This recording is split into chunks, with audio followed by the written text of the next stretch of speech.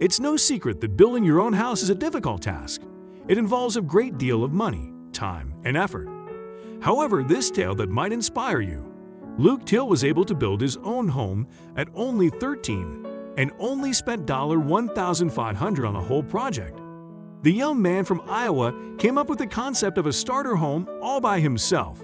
Of course, he had to find a way to finance the project and had a lot to learn on his own. He resorted to working odd jobs in order to raise funding for his house. Luke's father Greg gave his son 3 simple rules regarding the construction. First, Luke needed to raise funds on his own. Second, he also had to build it by himself. Lastly, he would be the owner of the house. It's amazing that Luke didn't get discouraged and kept working towards his goal. In the end, Greg did not force his son to handle everything by himself. However, he made sure to assist only when needed. This proved to be a good thing as the teenage boy was able to learn how to wire a house, frame a structure, deal with adults, and make smart financial decisions. It was a chance for a kid to do something more than play video games or sports. It teaches life lessons, said Greg. We're with him on this one. Kids are now spending a lot more time on their phones, tablets, and computers instead of playing outside. Luke began by raising money on the web, mowing lawns, and finding reclaimed materials. He also bartered for additional help. Luke made many plans for his mission, some of which did not come to be. Nevertheless, most of them would turn out to be successful. When it comes to funding, Luke was able to cut down on costs by asking his relatives and acquaintances for unwanted objects. His grandmother gave him leftover siding and a friend of his uncle gifted him a front door. Aside from the door, his uncle's friend also gave Luke some of his old windows. Environment activists will love this fun fact. The tiny house was made using 75% recycled construction materials. The windows were also recycled. Most homes aren't as sustainable as this one. After all, it usually costs a lot to have such an environment-friendly structure. The structure is 10 feet long and 5.5 feet wide. It has a loft as well as an outside deck. Let's not forget that the siding is 50% cedar shakes and 50% vinyl. We sure are impressed by Luke's floor plan. What about the interior area? You'll be pleased to hear that he has a kitchen with a counter. There is also a sitting area fitted with an ottoman, a wall-mounted television, and a flip-down table. Impressive, don't you think? What about the bedroom? Luke was able to fit one on the upstairs loft area. He has a mattress there for sleeping. According to the city codes, the tiny house is something of a glorified shed. Luke's plan was subject to criticisms from his school friends. It's a good thing that the teenager was able to look past it. Apparently, nothing could stop him from making his dreams come true. Luke would receive a lot of questions about the project, so he decided that the best course of action was to launch his own YouTube channel. His tiny house would eventually catch the attention of the media. Now lots of kids have messaged me and showed pictures of their tiny houses that they're building, and they're even younger than me, said Luke. It's great that he decided to post videos about the process. And nice to see just how much he has influenced others. Luke would soon experience relief though. He was only asked to go down to the office because the principal was on good terms with a reporter who wanted to hear more about the project. Did you ever have a reporter write a feature about you when you were 13? Probably not. Luke learned many things during the construction period, but one of the biggest lessons was overcoming disappointment. Not everything went to plan. He even recounts his so-called countertop fail. According to his blueprint, Luke already had somewhere to even sleep. There was one thing missing, though, the toilet. It required a fully functional plumbing system, but a lot of cash and work were necessary for the installation process. Luke simply couldn't afford it. Luckily, his tiny home is in his parents' background. After 1 year, the tiny home was finally finished. We're sure you're thinking about the same thing. Does Luke use it? The answer? He certainly does. He spends the night there a few nights every week. Yes, the house isn't very large. However, he has enough space to hold cookouts in the backyard. It's an area that he shares with his parents, but at least he can turn to his own home when he needs privacy. It would be none other than Derek Dietrichson, the author-designer whose works influenced Luke's project. The teenager was understandably excited about this development.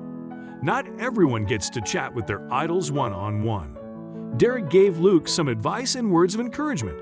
The two are now friends on social media. Luke is not the only Thill boy to express interest in design and construction. His brother Cole would actually follow in his footsteps. Instead of a tiny house, the younger boy went for a teardrop camper. Cole also opted for environment-friendly materials, created a YouTube channel, and planned out his budget carefully. He had one advantage, however. He had an experienced sibling to help him out. The boys' YouTube channel boasts an impressive 9,000 subscribers. They don't simply focus on their own construction's jobs, however. Luke did not expect his summer project to earn so much attention. After all, it wasn't part of the plan. Regardless, he took the opportunity to inspire other young people. I want to show kids it's possible to build at this age. How amazing is that? So what's next for this little builder? The main purpose is to be my starter home, Luke explained. I'm going to save money and expand. His next goal is to create a bigger tiny home, one that could go on a trailer. In a couple of years, I want to build a bigger house and stay in it full time, he told ABC News. A tiny home is probably the perfect project to hone one's building skills. You probably don't need more evidence of Luke's intelligence, but here it is anyway. Everyone had to have a big house, and now people have changed and realized it's not practical. You can save money, travel the world, and do what you want instead. You'd expect that advice to come from someone decades older. There are many people who believe in the same thing that Luke does. Take Renee McLaughlin, for example. This woman used to own a 3,300 square foot home. She now lives in an 87 square feet tiny home. Why is that? She elaborated, I think we've reached a threshold where this stuff is running our lives. We spend all our time working to buy it, clean it, and organize it. It's not making us happy. It's hard to believe that there are people who scoff at the idea, considering the housing prices.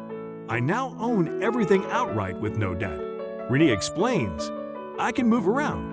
It's nice to know I can just go. Aesthetic preferences are no reason to overlook tiny homes either. You need more evidence aside from this image. It is important to let go of many material things in order to live in a tiny home. It also involved a bit of a lifestyle change. These days, Renee shops less and lets go of excess belongings. However, she revealed that it was hard to get rid of her shoes and clothes. I'm a simple girl, but a girl nonetheless, was what she had to say about the matter. Don't head out to buy materials for your tiny home just yet. Make sure to check whether your local infrastructure supports the idea. Sadly, city codes don't always accommodate such structures. Many places have a minimum house size requirement. Luke Thill's tiny home almost didn't make the width requirement in Des Moines. Don't make the mistake of disregarding the tiny house movement as only an architectural fad. It is also a social movement as more and more people are understanding the importance of downsizing. Tiny houses have been gaining a lot of traction in recent years, but the movement still has a long way to go before it goes mainstream. Apparently, there are only 3,000 tiny homes in the United States. It barely made a dent in the 1.5 million residences in the United States. Trivia time! Tiny homes cost $23,000 on average. It also means that about 70% of tiny homeowners have no mortgage to pay. Homeowners are familiar with the difficulties posed by monthly mortgages. It will take a huge toll out of anyone's financial capability. This problem is eliminated when you make the switch to a tiny home. If a teenage boy can do it, why can't we? Environmental issues are now receiving a lot of limelight, but don't be discouraged. There are some methods we can employ if we wish to lessen environmental damage. Tiny homes are one of them.